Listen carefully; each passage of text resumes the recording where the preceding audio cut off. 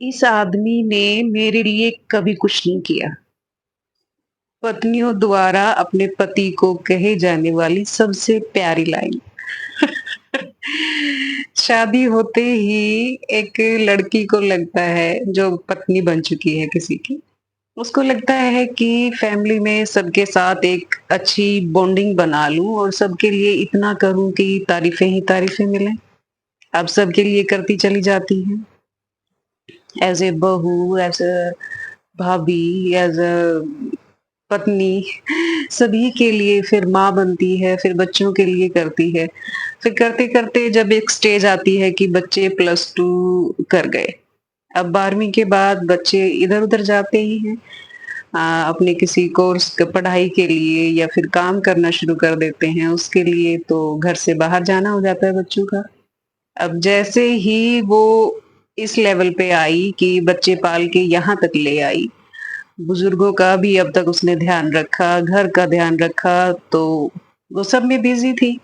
फिर ये फ़ेज़ आया कि वो थोड़ा-सा फ्री हुई।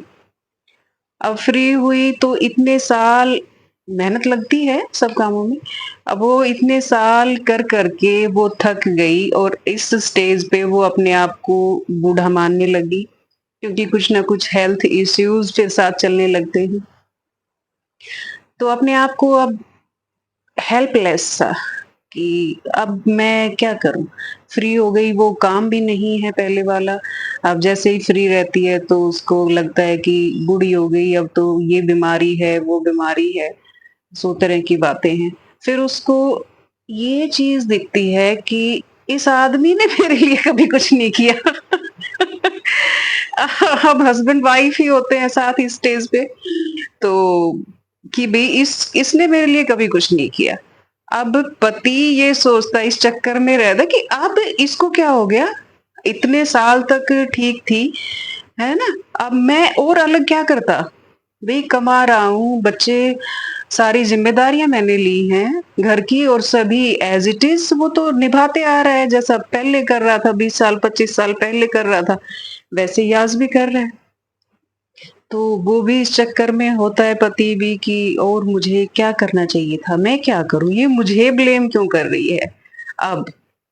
तो अब पत्नी को कोई होता नहीं रास्ता कि और क्या करे? फिर वो इन चीज़ों पे इस बात को मानने लगती है कि ये आदमी कुछ करता मेरे लिए, तो मेरी सिचुएशन शायद दूसरी होती, है ना? तो क्योंकि देखती है और लेडीज़ को जो बाहर काम करने जाती हैं, तो आज भी तैयार होके, कुछ जो जिनका रूटीन है कि जो अपने ध्यान रखती हैं अपनी हेल्थ का, तो वो भी बड़ी फिट हैं और एक्टिव हैं, है ना? बाहर अच्छे से जाती हैं, ये करती हैं, वो करती हैं। तो क्योंकि वो नहीं कर पाई उस टाइम पे और अब उसको बुरा लग रहा है इस चीज़ का। फिर ये एक कलह का एक मेन मुद्दा बन जाता है। हम ये नहीं सोच पाती कि वो क्या करेगा? वो आदमी तो 20-25 साल से वही काम कर रहा है सेम। ऑफ़िस जाता है या बिज़नेस करता है या कुछ भी करता है, कमा के लाता है। घर आप सँभालती हैं, भई घर हम सँभालती हैं। अब वो क्या करेगा अलग? हम में खुद में हिम्मत नहीं होती उस टाइम पे कि हम कुछ अपने लिए कर लें। तब ये हम पहले नहीं सोचती हैं। पर बाद में अब ये रियलाइज़ करके वो उसको एक मुद्दा बना के हर रोज़ की कलह से कहीं ज़्यादा अच्छा है कि अभी भी आप अपने आप को बिज़ी रख सकती हैं। कुछ अपनी जो हॉबीज़ हैं, जिनको आप भूल गई हैं, इतने सालों से टाइम नहीं मिला कुछ करने का, अब भी कर सकती हैं। बूढ़ा होना ये एक मानसिक सोच है। आप देखेंगे, अगर सोशल मीडिया आप यूज़ करते हैं, नहीं भी करते हैं, तो आप अपने पास-पड़ोस में भी ऐसे एग्ज़ाम्पल मिल जाते हैं बहुत, जो हमसे भी ज़्यादा एज जिनकी ज़्यादा है और हमसे कहीं फिट लगते हैं। क्योंकि उनका रूटीन ऐसा बना हुआ है, उन्होंने अपने आप को मेंटेन रखा हुआ है, वो उसके लिए मेहनत करते हैं। तो वो हम अभी भी कर सकते हैं, किसी भी स्टेज पे कर सकते हैं। तो ऐसा आप भी कर सकती हैं। कोई भी अपनी हॉबी जो आपको है, जो कुछ सीखना पसंद है, कुछ करना पसंद है, तो वो कर लीजिए शुरू। कभी लेट नहीं होता सीखने के लिए, कभी उम्र आड़े नहीं आती। और बाकी हेल्थ इश्यूज़ की जो बात है, तो जैसे ही आपको अभी टाइम मिल गया है, फ्री हो गई हैं, तो खुद पे काम करिए। खुद के लिए स्टैंड खुद लेना सीखिए। बाट मत देखिए कि कोई आपको परोस के देगा। अच्छा रहेगा, आप खुद का ध्यान रखेंगी, तो आप सभी का ध्यान रख पाएँगी। और कंप्लेंट्स नहीं करेंगी तो ज़्यादा अच्छा रहेगा, क्योंकि उससे कोई फ़र्क पड़ने नहीं वाला है।